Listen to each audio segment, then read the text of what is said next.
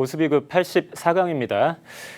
재개발과 그리고 재건축을 이해하시기 위해서 내가 직접 투자를 하시기 위해서 필수적으로 알고 계셔야 될 법률적인 내용들 오늘부터 시작해서 설명을 드리도록 하겠습니다. 가장 중심이 되는 법률이 도시 및 주거환경 정비법, 줄여서 도정법이라고 하죠. 이것을 중심으로 설명을 드릴 것이고요. 그리고 또 도정법 하에서 각 지자체별로 조례에 의해서 별도로 규정하고 있는 내용들이 있습니다. 서울시 조례도 관련된 부분 좀 참고해서 설명을 드리도록 하겠습니다. 그리고 계속해서 정부 정책이 특히 이제 재개발 재건축 관련된 정책들이 변경돼서 쏟아져 나오고 있죠. 그러한 정책이 새롭게 나오는 내용들도 이 법률과 연관지어서 좀 설명을 드리도록 할 것이고, 또 이 중심이 되는 도정법 이외에 도시개발법이라든지 또 가로주택 정비사업과 같은 부분을 관장하고 있는 빈집 및 소규모 주택 정비에 관한 특례법, 이런 부분들도 아울러서 플러스 알파로 좀 설명을 드리면서 진행을 하도록 하겠습니다. 제가 이 법률에 대한 설명을 좀 드려야 되겠다라고 생각을 하게 된 이유가 있습니다. 이 상담을 하거나 아니면 강의를 하다가 이렇게 대화를 나눠보면은 재개발 재건축과 관련해서 크게 세 부류로 나눠지는 것 같습니다. 이제 첫 번째가 아무것도 모르시는 분들이죠. 아무것도 모르기 때문에 그야말로 아무것도 할 수 없는, 그냥 막연하고 혹은 두렵고 그래서 손을 댈 수 없는 그런 분들이 계십니다. 물론 아무것도 할 수가 없기 때문에 손해를 보는 일도 없겠죠. 하지만 굉장히 높은 수익을 올릴 수 있는 기회를 내 것으로 만들지 못한다라는 부분에 있어서 기회비용이 발생하는 거죠. 좀 아쉬운 부분이 생길 것입니다. 그리고 가장 위험하다라고 생각되는 판단되는 분들이 이런 분들이 있습니다. 어설프게 하시는 분들. 여기저기서 이제 주워 듣는다고 하죠. 재개발에 대해서, 재건축에 대해서 여기저기서 이제 듣고 또 그 내용들이 시간이 지나다 보니까 서로 뒤섞여 버리고, 근데 그 사이에 이제 본인만의 확고한 또 이론을 확립하면서 또 강한 신념을 갖게 됩니다. 제대로 모르는데 신념까지 갖게 되면 가장 위험한 케이스가 되는 것이죠. 한 발 더 나아가서 또 그것을 남한테 이제 전파까지 시도를 하는 그런 분들이 계십니다. 필연적으로 실패하실 수밖에 없는 케이스가 되는 것이죠. 비자발적인 장기 투자를 하시게 되는 그 상당수의 분들이 이런 부류에 해당이 되겠습니다. 새롭게 좀 지식을 가다듬으실 필요가 있고 시장을 바라보는 눈을 다시 한번 좀 겸손하게 되돌리실 필요가 있는 그런 분들이 되겠습니다. 그리고 마지막으로는 정말 정통하신 분들입니다. 과거 뉴타운 시절부터 시작해서 일찍 그 시장에 진입해서 그 정비사업 구역 내에 모든 역사, 그 영육의 세월을 함께 하셨던 분들이죠. 조합장 해임 그 순간에 현장에 있었던 분들이시기도 하고, 너무나도 잘 아시고 또 실무적으로도 굳이 어떤 도움 말씀을 드리지 않아도 될 정도로 많은 부분을 알고 계신 분들입니다. 근데 그런 분들에게 일어날 수 있는 문제점이 너무 설익은 상태에서, 그러니까 오랜 기간을 기다려 오다 보니까 아직 꽃이 다 피기 전에 이 아까운 자산을 지금 처분해야 되지 않는가라는 불안감에 마지막에 내던지시는 그런 분들이 생기는 경우가 있겠고요. 또 하나는 오랜 기간 동안 이 시장 평균 수익률 이상의 높은 그 상승세를 보이다 보니까 그걸 처분해서 또 똑같은 방식으로 고수익을 올리려고 계속해서 반복된 고수익을 올리려고 좀 위험한 투자를 거듭하시는 그런 경우가 있습니다. 근데 투자의 수익률은 결국은 확률에 의존할 수밖에 없는 것이죠. 한 번 정도 시장 평균 수익률 이상의 굉장히 높은 수익이 나한테 일어났다면 여러분들의 인생에서 그게 계속해서 반복해서 일어날 것이라고 생각하는 것은 그다지 합리적이지 못하겠죠. 좀 지금 갖고 계신 것을 잘 지켜나가는 쪽에 치중을 하셔야 되겠습니다. 그래서 전체적으로 이러한 내용들을 잘 모르시는 분들부터 시작해서 잘 아시는 분들까지, 모르셨던 분들이라면은 그야말로 지금부터라도 새롭게 기초를 쌓아 나가셔야 할 것이고, 어설프게 아시거나 아니면 잘 아시는 분들도 내가 부족한 부분들이 분명히 있을 것입니다. 그런 부분들 보완해 나가기 위해서 법률적인 부분부터 좀 시작을 하셨으면 좋겠습니다. 그 어떤 부동산 투자 상품의 유형 중에서도 이 법률적인 부분, 아마도 경매 시장을 제외한다면 법률적인 부분이 가장 많이 개입되는 그런 영역이 아닐까 싶습니다. 많이 아는 것 혹은 많이 알려고 하는 것, 투자의 성패에 있어서 별로 중요하지 않다라는 것이 제 지론이기도 하고, 또 강의 때나 상담할 때 늘 그런 말씀을 드리기는 해왔습니다만, 그것도 어느 정도가 있는 것이겠죠. 어느 정도는 아셔야 됩니다. 그래서 필수적으로 아셔야 될 내용에 약간 더 살을 얻는다, 그 정도의 기분 정도로 법률과 관련된 또 실무적으로 연결되는 그런 부분들 아울러서 설명을 드리도록 하겠습니다. 자, 재개발, 재건축과 관련된 내용들 법률을 중심으로 연속해서 계속 설명을 드릴 것이고요. 그 주제와 연관된 부분이라면 뭐 더 좋겠죠. 혹은 뭐 그것과 굳이 연결되지 않더라도 내 투자에 있어서 앞으로 투자를 어떻게 해 나가야 하겠는가. 특히 예산이 뭐 적으신 분들부터 시작해서 많은 예산을 갖고 계신 분들까지 앞으로의 투자의 방향이 좀 1:1 상담을 통해서 해결하시고자 하는 분들은 서울 전화 2638-3956번으로 문의 주시고 신청을 해 주시면 되겠습니다. 지금 시장 상황 잠깐만 좀 살펴볼까요? 제가 가장 중요하게 여기는 그 시장 지표는 사실 매매가가 아니고 임대가이거든요. 서울의 전세 수급 지수가 186을 기록을 하고 있습니다. 이 수치의 통계 수치의 최대치가 200이 한계거든요. 근데 그 한계점에 거의 다다르고 있는 것이죠. 작년도 130 수준에서 56포인트가 지금 올라가고 있는 상태입니다. 60주 연속 전세 가격이 상승하고 있다 그러죠. 임대차 3법의 개정이 완전히 이제 무색해지는 순간이 되겠습니다. 시장을 이길 수는 없는 것이겠죠. 그리고 이제 매매 가격 지수도 계속해서 올라가고 있는 상태입니다. 작년도 상반기까지는 약간 이제 등락을 보이는 그런 정도였습니다만, 작년도 7월부터 시작해서 현재까지 주간 단위로 단 한 주도 빠지지 않고 플러스를 보이면서 상승세를 이어오고 있는 상태입니다. 근데 조금은 좀 뭐라고 표현을 해야 될까요? 너무 이제 과열로 가고 있는 것이 아닌가라고 판단되는 부분이 주간 단위 0.4%에서 0.6% 정도의 상승세를 최근 들어서 보이고 있다라는 것이죠. 상승세가 굉장히 가팔라지고 있다라는 것입니다. 주간 단위 0.4, 0.6 정도면 굉장히 높은 상승세입니다. 1년이 52주로 이루어져 있죠. 여기에 50 곱해 보시면 되겠습니다. 지금의 시장 상황을 뭐 상승과 하락 혹은 후퇴와 회복 이렇게 뭐 네 가지 국면으로 구분해서 본다라고 한다면 명백히 상승 국면입니다. 이것을 좀 이해를 하셔야 되겠고요. 하지만 이 상승 전체적인 상승 사이클 중에서도 전반부의 상승이 좀 지나갔고 이제 후반부의 상승을 새롭게 진행해 나가는 상황이기 때문에 시장 상황도 달라질 것이고 여러분들의 선택에 있어서도 조금 더 주의를 기울이셔야 할 것입니다. 이러한 시장의 가장 큰 틀에서의 움직임을 좀 머릿속에 담아두시고 내가 그 시장 상황 하에서 어떤 선택을 해야 될 것인가 조금 더 구체적으로 상담을 통해서 해결하시고자 하는 분들은 2638-3956번으로 문의 주시고 또 신청해 주시면 되겠습니다. 오늘의 강의 내용을 시작을 하도록 하겠습니다. 가장 중심이 되는 여러분들이 이 정비사업이다라고 하면 가장 머릿속에 먼저 떠오르고 가장 중심이 되는 것이 이 재개발 사업 그리고 재건축 사업일 것이고요. 거기에 하나 더 추가를 한다면 주거환경 개선 사업이 될 것입니다. 그리고 이 세 가지 사업은 도시 및 주거환경정비법이라는 법령 하에서 관리가 되고 있는 상태입니다. 굉장히 많은 변화가 있었던 법령입니다. 과거에 있었던 법이 사라지기도 하고 통합되기도 하고 변화가 많았었습니다. 하지만 지금은 최대한 압축해서 주거환경 개선 사업, 재개발 사업, 재건축 사업 이렇게 나눠지고 있는 상태입니다. 간단하게만 이 차이점을 설명을 드리자면 주거환경 개선 사업은 가장 열악한 곳, 기반 시설이 가장 극히 열악한 곳에 대해서 시행하는 사업이다라고 생각하시면 되겠고요.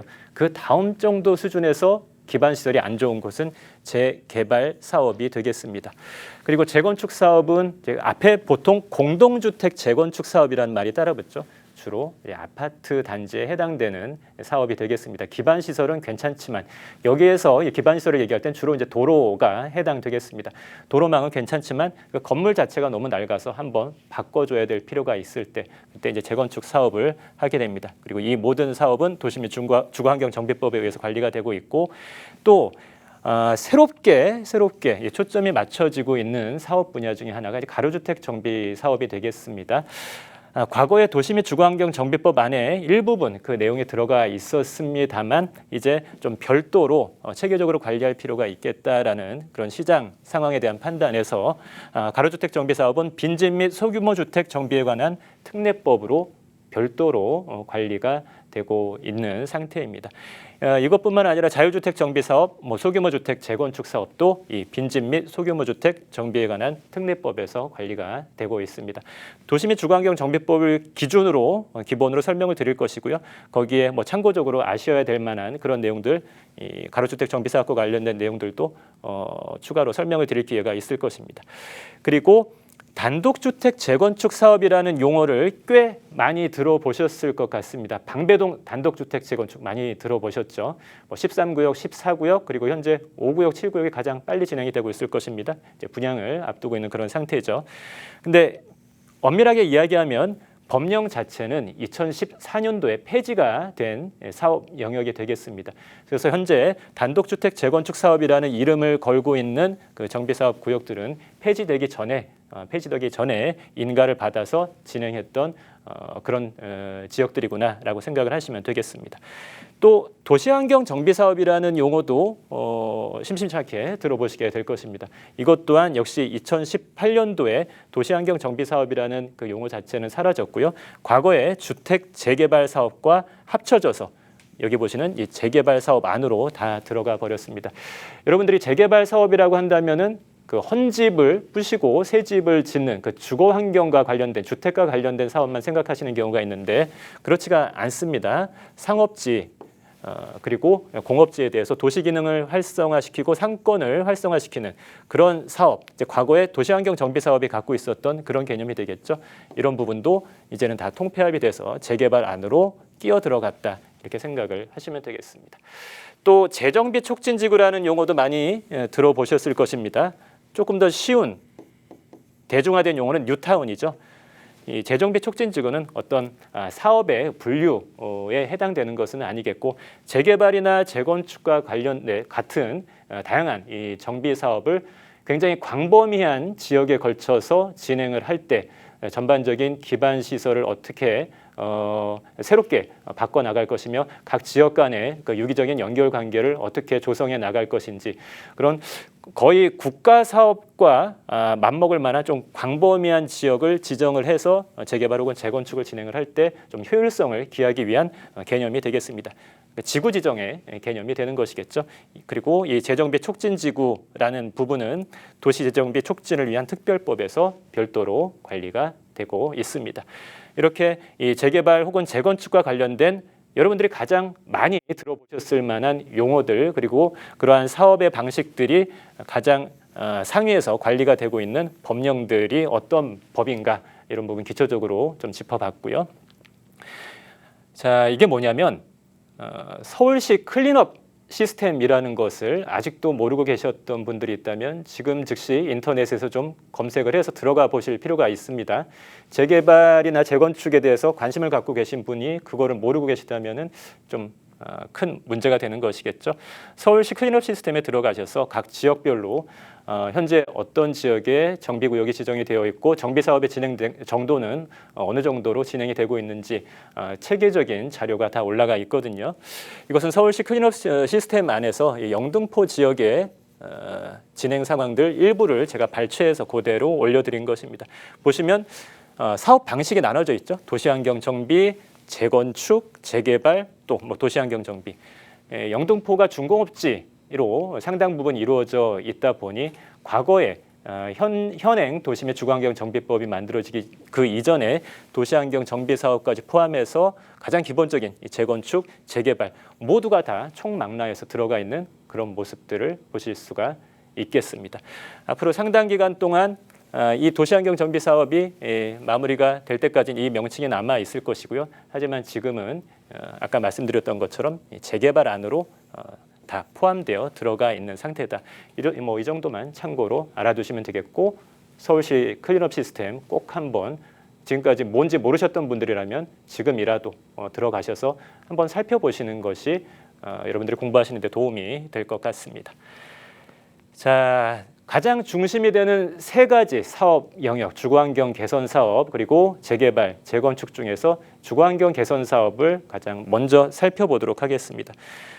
가장 큰 특징은 첫 번째 이 주거환경 개선 사업의 정의에서 드러나고 있습니다. 도시 저소득 주민이 집단 거주하는 지역으로서 정비 기반 시설이 극히 열악한 곳, 정말로 열악한 곳을 의미합니다. 단순히 도로가 너무 좁아서 차가 지나다니기 어렵고 노후주택이 밀집해 있다 그 정도가 아니고 집에서 화장실을 제대로 쓰지 못할 정도로 수도도 안 들어오고 전기 가스 시설도 들어오지 않고 그러니까 혼자서 한 20-30년 정도의 세월을 비껴나간 듯한 그런 동네에 해당되는 내용이 되겠습니다. 그리고 도시 저소득 주민이 소득계층 중에서 저소득 주민이 집단 거주하는 그런 지역에 대해서 진행하는 사업이다 보니 굉장히 공공적인 성격이 강하죠. 뒤에서 설명을 드리겠습니다. 다만 그래서 사업 시행 주체 자체가 토지 등 소유자 혹은 조합이 아니라 서울 공공 한국토지주택공사라든지 시장, 군수가 그 사업 시행 주체로서 역할을 하게 된다. 이런 부분이 가장 큰 차이점이다라는 것을 아시면 되겠습니다. 노후불량 건축물이 과도하게 밀집한 지역, 그리고 단독 및 다세대 주택, 옛날에 지어진 주택들일 테니까 단독 다세대 주택이 밀집해 있겠죠. 그래서 이러한 곳들의 주거 환경을 보전, 정비, 개량하기 위한 사업이다. 이렇게 개념적으로 알아두시면 되겠습니다. 근데 이 주거 환경 개선 사업은 이 정의에서 아실 수가 있듯이 이제는 서울시에서는 점점 이제 비중이 약해질 것입니다. 하지만 아직까지도 수도권, 외곽 지역이라든지 좀 지방에서는 이 정의에 해당되는 저소득 주민이 밀집해 있고 기반 시설이 극히 열악한 곳이 아직도 많기 때문에 좀 외곽 지역에서는 의미를 갖게 되는 그런 사업이다. 이렇게 개념적으로 정리를 좀 해두시면 되겠습니다. 그다음에 이 도시 및 주거환경 정비 사업은 어떤 방식으로 시행이 되는지 가장 대표적인 그 개념을 한번 설명을 드리도록 하겠습니다. 첫 번째는 정비 기반 시설이라든지 공동 이용 시설은 국가에서, 지자체에서 혹은 공공기관이 새롭게 설치를 해주고 그 외에 주택에 대해서는 주거 환경에 대해서는 그 현지인들이 자율적으로 진행을 해 나가는 그런 방식이 되겠습니다. 실무적으로 다양한 이름이 붙어 있습니다만 서울시 정비사업 매뉴얼에서는 현지 개량 방법이라는 용어를 쓰고 있습니다. 쉽게 말씀드리면 도로는 국가에서 놔주지만 집을 새롭게 아파트로 만드는 것은 현지에서 알아서 주민 자치적으로 해결하는 그런 방식이다라고 생각하시면 되겠고요. 그리고 두 번째는 정비구역의 전부 또는 일부를 수용 방식을 통해서 그러니까 지자체라든지 공공기관이 해당 정비사업구역을 매입을 해서 수용 방식으로 이제 매입을 해서 소유권을 취득한 다음에 전면 개발을 하고 그 다음에 만들어진 아파트를 우선해서 이제 공급하는 그런 방식이 되겠습니다. 그리고 세 번째 방식은 이제 환지로 공급하는 방식이 되겠죠. 환지라는 것은 그러니까 수용 방식과 좀 비교해서 이해를 하고 계시면 되겠습니다. 수용은 지자체가 이제 돈을 주고 보상을 하고 이제 매입을 해가는 소유권을 가져가는 그런 방식이 되겠고, 환지는 과거의 토지 소유주들에게 개발이 완료된 다음에 이제 새로운 토지를 다시 이제 분배해주는 그런 방식이 되겠습니다. 개발이 진행되기 전의 모습이 대충 이렇게 어지럽게 토지의 구획이 이어져 있었고 도로가 어지럽게 이어져 있었다라고 이제 가정을 해 보시죠. 개발을 완료한 다음에 당연히 토지의 구획도 반듯반듯하게 정리가 되겠죠. 그리고 아파트가 들어서고 기반시설이 조성이 되면서 토지의 가치가 급격하게 상승을 하게 될 것입니다. 그래서 과거에 이 토지를 갖고 있었던 사람에게 정비가 완료된 이후에 새로운 토지를 이렇게 토지로서 다시 돌려주는 그런 방식을 이제 환지 방식이다라고 이해하시면 되겠고요. 또 가장 마지막으로 이제 관리처분 계획에 따라서 주택 및 부대시설, 복리시설을 공급하는 그런 방식이 되겠습니다. 관리처분이라는 용어는 익숙하시죠? 재개발이나 재건축에 있어서 현재 대부분의 경우에 채택하고 있는 그런 방식이 되겠습니다. 종전 자산이 있겠죠. 갖고 있었던 토지, 건축물 혹은 뭐 지상권과 같은 종전 자산과 그리고 사업을 완료한 이후에 종후 자산을 비교를 하게 되는 것입니다. 감정 평가를 거치게 되고 재개발의 경우에는 비례율 그리고 재건축의 경우에는 모상 지분율을 적용해서 권리가액을 산정하고 조합원 분양가의 차액을 더 내던지 돌려받던지 하는 방식을 통해서 이제 권리의 전환을 만들어내는 것이 바로 이제 관리처분 계획이다. 이렇게 이해를 하시면 되겠습니다. 총 4가지, 크게 총 4가지의 방식으로 현지 계량 방식, 수용의 방식, 그리고 환지의 방식, 관리처분 방식으로 나뉘어진다. 이렇게 생각을 하시면 되겠습니다. 자, 여기가 어디냐면 과거에 주거환경 개선 사업으로 진행이 되었던 봉천 8-1구역입니다. 이 사진의 해상도가 낮아서 명확하게 보이시지 않을 수도 있겠습니다만 정말 그야말로 봉천동이 좀 개발이 되기 전에 과거에 정말 어려웠던 시절의 모습 그대로를 이 사진을 통해서 확인을 하실 수가 있는 것이죠. 주거환경 개선 사업을 진행해야 될 만큼 기반 시설이 극히 열악한 곳이었습니다. 여기에 그 사업을 진행해서 이제 만들어진 아파트의 모습이 되겠습니다. 범위가 그 구역 면적 자체가 굉장히 큰 사업장은 아니었습니다만 그래도 이 변경 전과 변경 후의 모습을 비교를 해봤을 때 주거환경 개선 사업의 의미가 상당하구나라는 것을 직관적으로 이해하실 수가 있을 것이고요. 앞에서 말씀드렸던 주거환경 개선 사업의 다양한 사업 방식 중에서 현지 계량 방식, 기반 시설은 국가가 설치를 해주고 이 주택의 계량, 아파트를 새롭게 만드는 것은 주민들이 자체적으로 알아서 하는 그런 방식을 택해서 이렇게 사업이 진행이 됐었다. 참고로 알아두시면 되겠습니다. 자, 그리고 이어서 주거환경 개선 사업보다도 오히려 여러분들이 더 관심을 갖고 계시고 또 서울시에 있어서 특히나 정비 사업의 주축을 이루는 양대 산맥이 재개발, 재건축이 될 것입니다. 그래서 오늘 다 설명을 드리지 못한 부분 당연히 다음 시간에 이어서 설명을 드릴 텐데 주거환경 개선 사업에서 현지 계량 방법을 쓰게 될 경우에는 사업 주체가 누가 될 것인가, 시장 군수 등이 직접 시행한다라고 나와 있죠.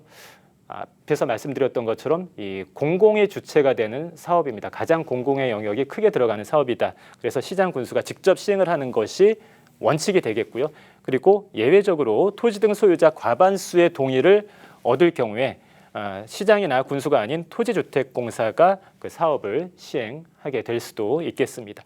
그리고 수용이나 환지 또 관리처분 방법이 별도로 있다고 말씀을 드렸죠. 이 방법을 택할 경우에는 시장 군수 등이 직접 시행을 하거나 아니면 다음 각 호에 이어지는 다양한 방법들에 이어서 별도로 지정을 할 수가 있겠는데 이런 내용들은 다음 이어지는 강의에서 또 계속해서 설명을 드리도록 하겠습니다.